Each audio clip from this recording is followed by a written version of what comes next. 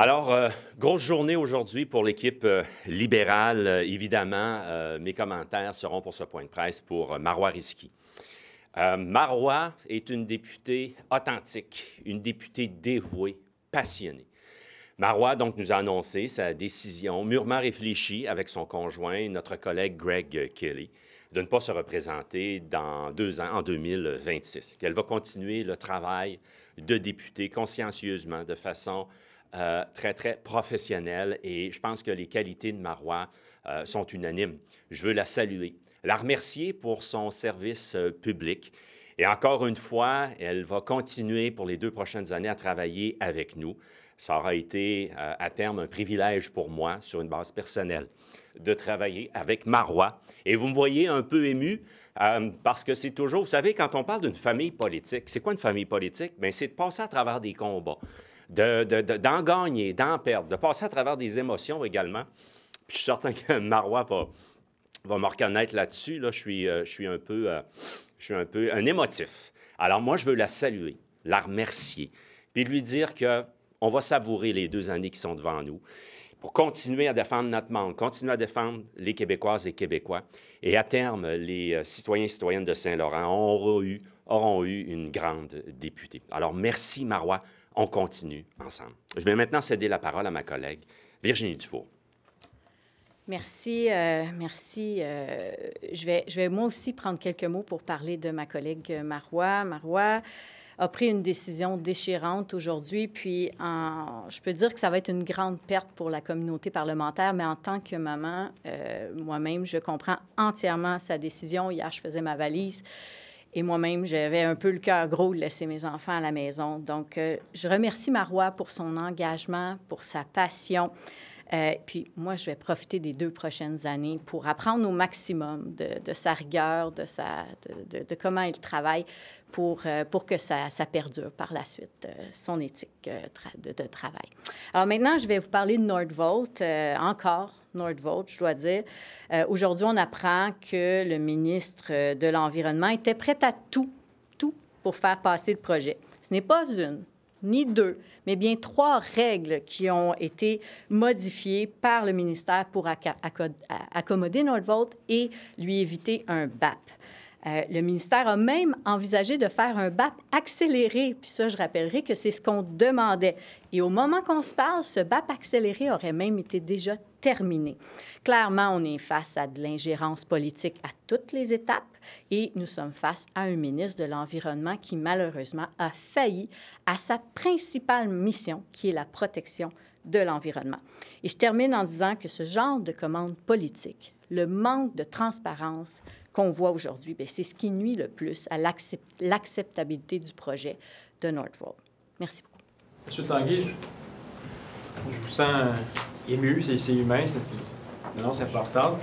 Qu'est-ce que ça représente pour votre parti, le fait que Mme Risky ne se représente pas? Quel genre de trou dans votre équipe ça laisse en 2026? Ah bien, écoutez, la prochaine personne qui sera députée de Saint-Laurent aura de larges chaussures à chausser.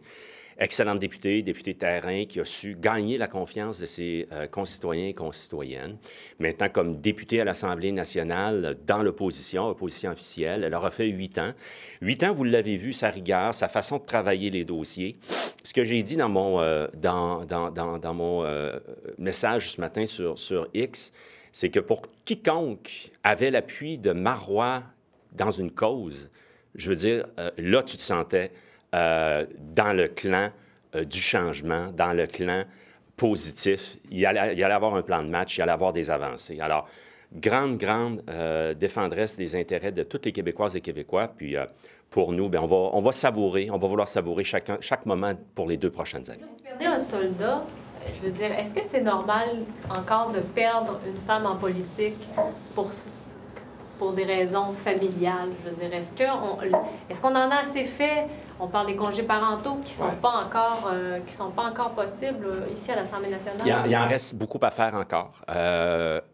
L'article 35 du Code d'éthique et déontologie a été modifié en 2022, qui fait en sorte que vous pouvez vous absenter sans sanction pour cause de congé de parentalité. Alors, pour vous dire qu'on est loin du congé parental. Alors, ce n'est pas sanctionnable.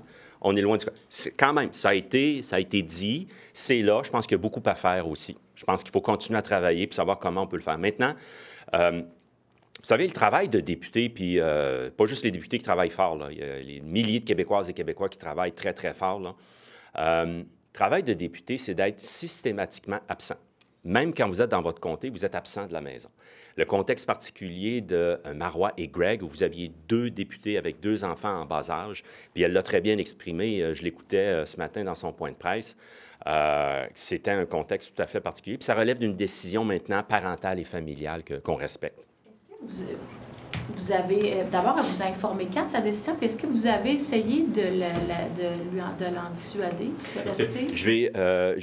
J'étais au courant de ce qu'elle annonçait ce matin. J'ai eu des conversations privées avec Marois, mais pour vous dire que rendu là, ça devient une décision personnelle, familiale et parentale que l'on doit respecter. Là. Vous proposer certains aménagements? Je veux dire, c'est une grosse perte pour vous. Ça fait partie des discussions, mais au-delà de ça, je veux dire, ça ne change pas la nature du rôle de député puis de ce que ça exige. Puis je respecte sa décision. Là. Vous avez tenté de la retenir? Ah, on a eu des discussions. Oui. On a eu des discussions, tout à fait. Maintenant, je veux dire, encore une fois, Marois, et je le mentionne dans mon texte de ce matin, puis j'ai eu l'occasion de lui dire de vive voix, je constate qu'elle a pris une décision mûrement réfléchie. Elle est sereine là-dedans. Je pense qu'elle l'a exprimé, adoré son passage en politique. Elle était prête à en faire davantage aussi, continuer. Mais c'est une décision donc parentale avec Greg et pour la famille. Craignez-vous que ça va avoir un certain effet quand même, son départ sur la course à la direction, alors que vous n'avez pas encore de femmes sur les rangs, de voir Marois Risky qui quitte, qui dit qu'elle n'est pas capable de faire les deux, qu'elle n'arrive pas à conjuguer la vie familiale, la vie professionnelle. Est-ce que vous craignez que ça va dissuader certaines femmes de faire le saut dans la course à la direction? Je voudrais que chaque cas est un cas d'espèce, chaque situation. Donc, 2 députés, parents de 2 jeunes enfants, c'était, c'était un contexte très difficile. Et c'est ce qu'elle a témoigné. Maintenant, je pense que, comme Virginie qui est présente ici, comme Marois, c'est possible pour les femmes de faire de la politique au Québec. Et oui, je le réitère, je le souhaite de tout cœur qu'il y ait des candidatures féminines à notre course à la chefferie. Ça serait important. Et je vous confirme que j'ai des conversations sur une base privée avec des personnes. Puis encore une fois, sur la question un peu plus tôt, ça relève de leur décision ultimement. Là, on ne peut pas forcer les gens, puis on respecte ça. Voilà. Madame Dufault, si vous permettez. Dans l'histoire du parlementarisme au Québec, au Canada, il y a eu des cas où il y a eu des ministres qui ont été exposés à... donc, il a été prouvé qu'ils avaient fait de l'ingérence politique dans leur ministère. Il y en a des ministres qui ont dû démissionner à la suite de ça. Qu'est-ce que ça apporte, ce nouvel épisode-là de la saga Nordvolt, sur l'autorité du ministre et puis sur sa pertinence dans son rôle actuel? Bien, moi, ce que j'aimerais, c'est que le ministre fasse son travail. Puis là, actuellement, ce qu'on constate, c'est qu'il ne l'a pas fait. Son travail de ministre de l'Environnement, je ne sais pas s'il cherchait un emploi comme ministre de l'Économie, mais comme ministre de l'Environnement, il n'a pas fait son travail. Et on le constate aujourd'hui, malheureusement, encore une fois, parce que ça fait pratiquement 1 an qu'on a des nouvelles de ce genre-là. C'est dans les tribunaux. Écoutez, je pense que c'est à François Legault à répondre à cette question. C'est quand même lui qui l'a mis ministre et il semble être encore satisfait de ses actions. Pas pour aujourd'hui, je pense que c'est à François Legault à répondre à cette question. Puis là-dessus, juste pour préciser, c'est pas d'hier qu'on vous dit que Benoît Charette, corrigez-moi si j'ai tort, mais il est là depuis 2018. OK, je veux dire, il faut que tu me le confirmes parce que je n'ai pas senti qu'on avait un ministre de l'Environnement depuis les 6 dernières années. C'est pas l'homme de la situation. Clairement, pour nous, c'est pas du tout un bon ministre de l'Environnement. Pour les garants de l'Environnement comme un ministre de l'Environnement. Non. Hey, ils sont devant les tribunaux parce qu'il n'a pas fait appliquer la loi. En tout cas, c'est ce qui est plaidé. On va respecter le processus judiciaire. Mais ce qu'on a vu dans l'article ce matin, les témoignages, ce que je notais, moi, puis c'est au juge à trancher, on respecte le processus judiciaire, c'est que dans les témoignages qui ne sont pas contestés, factuellement, on sentait le désarroi des fonctionnaires du ministère de l'Environnement dire, bien voyons donc, ça n'a pas de bon sens, on ne respecte même pas notre loi. C'est ce qu'ils ont mis dans leur conversation sur Teams. Alors, le ministre de l'Environnement n'a pas fait sa job. Est-ce qu'on peut s'inspirer de la France pour instaurer des zones temporaires d'accueil pour les demandeurs d'asile? Le gouvernement semblerait s'intéresse à ce qui se fait en France. M. Legault est en mission à Paris justement cette semaine. Est-ce que pour vous, c'est une avenue à explorer? Il faudrait explorer les détails. Moi, ce qui me préoccupe, évidemment, la première chose, c'est qu'il faut agir de façon humaine avec les demandeurs d'asile. Alors, dans la mesure où c'est fait de façon humaine, dans la mesure où c'est fait de façon à ce que les deux paliers de gouvernement puissent se parler puis arrêter de chicaner devant la visite, là, puissent se parler puis d'arriver avec des solutions humaines et tangibles pour avoir un contrôle de l'immigration, nous, on n'est pas fermés. Sur le troisième lien, est-ce que le caucus libéral a de l'appétit pour rediscuter de sa position sur le troisième lien? Ça va se faire dans le contexte de la chefferie. Ça va se faire dans le contexte de la chefferie. J'entends et j'ai vu le commentaire de l'un des candidats. Peut-être que les autres candidats vont emboîter le pas. J'ai déjà vu des commentaires par le passé également. Alors, moi, il y a un seul Parti libéral du Québec, il y a un seul caucus. Si vous voulez avoir des questions précises sur notre position sur le troisième lien, elle est claire, je pourrais y répondre. Mais la position sur le troisième lien, c'est que nous, c'est pas justifié. On a juste à lire le rapport de la CDPQ Infra qui dit que ça n'aurait pas d'impact ultimement à terme sur le... Maintenant, est-ce qu'il y a un enjeu de transport? Est-ce qu'il y a un enjeu de mobilité dans la capitale nationale? J'essaie de la faire courte parce que je pourrais vous répondre longtemps. La réponse, c'est oui. Puis on a fait plein de suggestions. Maintenant, moi, comme chef intérimaire, je vais laisser les candidats faire leurs propositions, puis les membres vont juger, puis c'est simple, c'est correct.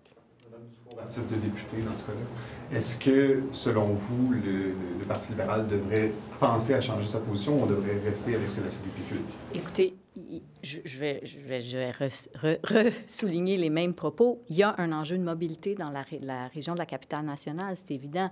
Et c'est pour ça, d'ailleurs, le tramway, c'est une des réponses. Et il faudrait qu'il se fasse, ce projet-là. Et ça, malheureusement, ce qu'on constate, c'est que la CAQ a beaucoup tardé. Et on se demande même, moi, personnellement, je me demande, est-ce qu'il ne souhaitait pas, François Legault, que le Parti conservateur au fédéral soit élu pour que le projet de tramway s'éteigne de sa mort, de sa belle mort, malheureusement. Et ça, ce serait... Pour repenser au dossier du troisième lien ou pas? Bien, écoutez, je pense que je crois à la science. Et si la science me dit qu'une autre autoroute ne réglerait pas la situation, mais par contre, on a définitivement un enjeu de mobilité, il va falloir travailler sur des solutions là-dessus. C'est suffisant à votre avis?